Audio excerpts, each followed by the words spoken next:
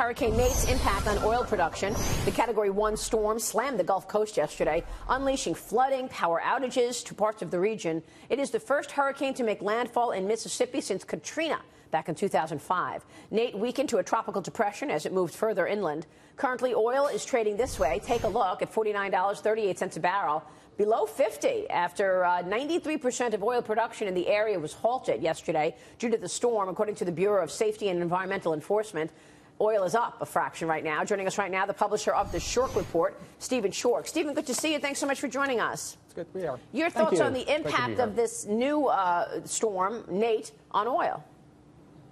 It's going to have, and it is having, Maria, a de minimis impact on the oil market. Hurricane Harvey and Hurricane Irma had a much more significant impact as far as infrastructure and the shut-ins are concerned. And regardless of that, the market was well aware of these storms. It shut down promptly and it restarted promptly. So even before we had Hurricane Nate, the futures markets and the term structure of the forward curve was telling us that the market was already coming into balance. Nate was a much smaller storm. It hit in the eastern part of the Gulf of Mexico energy complex.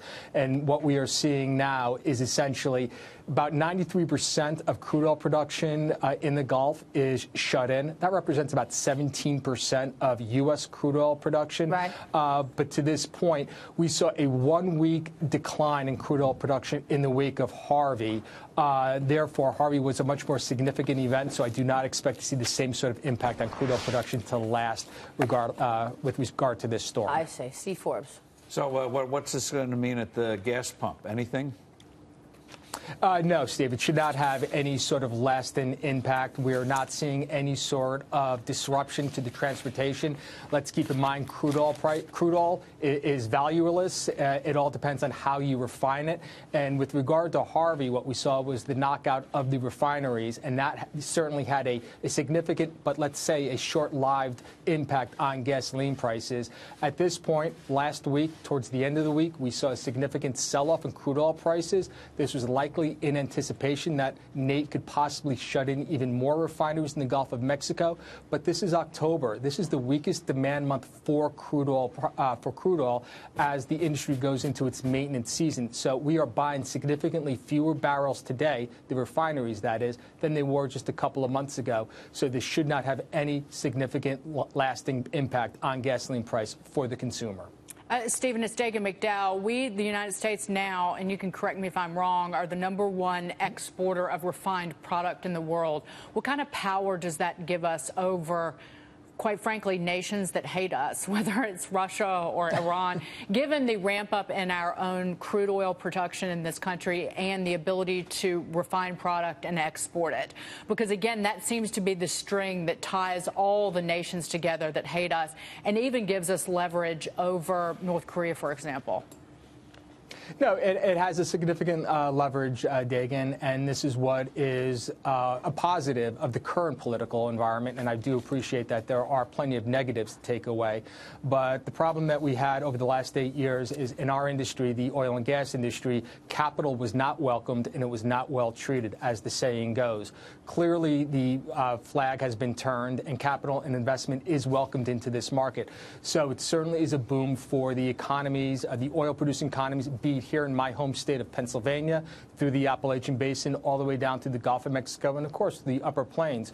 So it does give leverage, but more importantly, it is the, quote-unquote, the oil that drives the economic machine of this country. So anything that is good for the energy industry is good for the United States economy. With oil at $50 a barrel, Stephen, does that mean that companies are still going to do a lot of capital investment, or are they just going to take a wait-see approach now?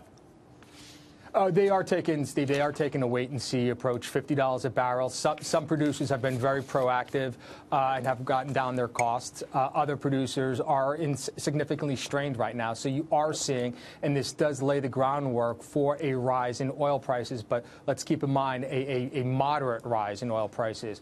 What we've been seeing now going on 3 years. Yes. And we know this administration likes energy. Has there been an impact yet, overt impact in terms of leasing and government lands and offshore and that kind of thing? Is that starting to happen? Yeah, absolutely. So what we've seen now with this administration has been a relaxation of a lot of the hurdles that were put forth with regard to leasing from the previous administration. So the paperwork or the red tape, as it were, has been reduced. So and what we are seeing now is essentially oil, when we get into that $55 to $60 range, being in the spot market out through the forward curve, we see the upstream, the guys pulling the barrels out of the ground, doing significant amount of hedging. So right there, Steve, that tells me where the ceiling to the market is. And conversely, where oil prices are today, sub $50 down to the mid $40, is where we start to see the refiners do significant amount of hedging, and that is indeed playing out.